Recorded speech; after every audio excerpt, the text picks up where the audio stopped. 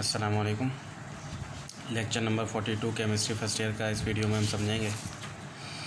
Discharge tube experiment का हमने देख लिया था इंट्रोडक्शन कि गैसेस में से इलेक्ट्रिसिटी नहीं गुजर सकती, लेकिन जब हम प्रेशर रिड्यूस करते हैं 2 इलेक्ट्रोड के दरमियान में तो गैस से भी इलेक्ट्रिसिटी गुजरने लगेगी। यहाँ तक बात हमने समझ ली थी। उसके लिए हमें डिस्चार्ज ट्यूब बनानी थी। तो कंस्ट्रक्शन और डिस्चार्ज ट्यूब कैसे बनती है।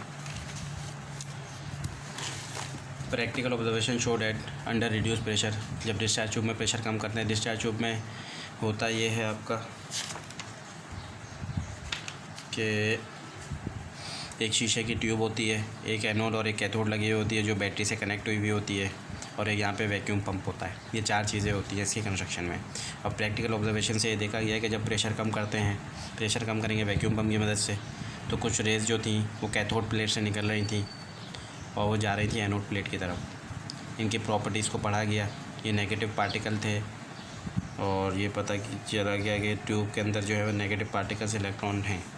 तो इस तरह से इलेक्ट्रॉन डिस्कवर हुआ। Properties of cathode rays, discovery of electron, these are negative rays. ये नेगेटिव रेज होती हैं।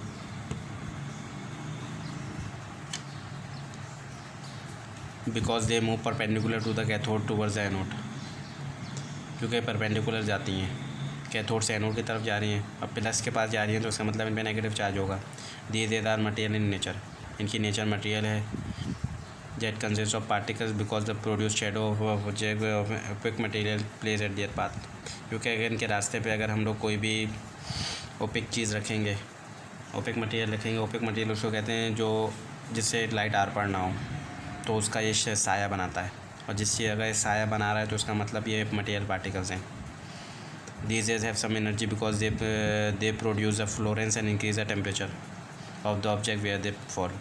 इसके पास, इन रेस के पास कुछ ना कुछ एनर्जी भी है, क्योंकि जहाँ जाके टकरा रही थी वहाँ पे रोशनी हो रही थी, और इसके अलावा वहाँ पे हीट भी बढ़ रही थी, टेम्परेचर भी बढ़ रहा था वहाँ का। देयर एनर्जी में भी कन्वर्टेड इनटू मैकेनिकल, इनकी एनर्जी मैकेनिकल एनर्जी में कन्वर्ट हो सकती है। वो कैसे कि अगर इनके रास्ते में एक बहुत ही हल्का सा पंखा लगा दें कागज़ का, तो वो घूमने लगेगा। Because they produce rotation in A small fan place at their path, अगर इनके रास्ते में स्मॉल फैन लगा दिया जाए तो वो रोटेट करने लगेगा। इसका मतलब ये मैकेनिकल में भी कन्वर्ट हो रही है। These raise also have the magnetic properties, इनके पास मैग्नेटिक प्रॉपर्टीज़ भी हैं। वो कैसे पता चला, क्योंकि ये डिफ्लेक्शन शो करते हैं स्ट्रॉन्ग मैग्नेटिक फील्ड में, और पॉजिटिव की तरफ डिफ्लेक्ट करते हैं। चार्ज एंड मास रेशो जो है इन पार्टिकल्स का, कैथोड रेज का, वो वही है जो जे थॉमसन ने बताया था। और ये नेगेटिव चार्ज इलेक्ट्रॉन्स पर मुश्तमिल होते हैं। इलेक्ट्रॉन फंडामेंटल पार्टिकल है मैटर का, यानी हर मैटर के अंदर इलेक्ट्रॉन पाया जाएगा। अब पॉजिटिव रेज की प्रॉपर्टीज़। अब डिस्चार्ज ट्यूब के दौरान गोल्डस्टाइन था, उसने देखा कि कुछ पॉजिटिव रेज भी हैं जो कैथोड की तरफ आ रही हैं डिस्चार्ज ट्यूब में। कुछ रेज जो कैथोड से निकल रही थी एनोड की तरफ जा रही थी, वो तो हमने पढ़ ली। लेकिन ये एक नया साइंसदान आया, इसने कहा कि कुछ रेज हैं जो कैथोड की तरफ भी आ रही हैं। उन्होंने इसको पॉजिटिव रेज का नाम दिया, और are not emitted from anode plate but are produce by decomposition of gases molecule present in the tube. उसने ये भी बात जानी कि ये जैसे कैथोड रेज थी वो तो कैथोड से निकल रही थी, लेकिन ये एनोड रेज एनोड से नहीं निकल रही, जबकि ये जो गैस अंदर मौजूद है उसकी पार्टिकल्स डीकम्पोज हो रहे हैं, उसके नतीजे में ये रेज निकल रही हैं।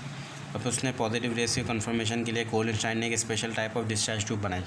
वो डिस्चार्ज ट्यूब इसमें स्पेशल क्या था, वो ये था कि उसने जो था वो हमारा यहाँ पर परफोरेटेड कैथोड बनाया, यानी नेगेटिव चार्ज वाले को सीधा रखा और पॉजिटिव वाले को नीचे रखा। और यहाँ परफोरेट यानी यहाँ सुराख किए। जब सुराख कर दिया तो कुछ रेज़ यहाँ इन सुराखों से निकल के पीछे बनी और पीछे रोशनी होने लगी। तो ये बात पता चल गई कि कुछ ना कुछ रेज़ हैं जो पॉजिटिव भी हैं, जो कैथोड की तरफ भी आ रही हैं। Properties of cathode rays next video में देखेंगे।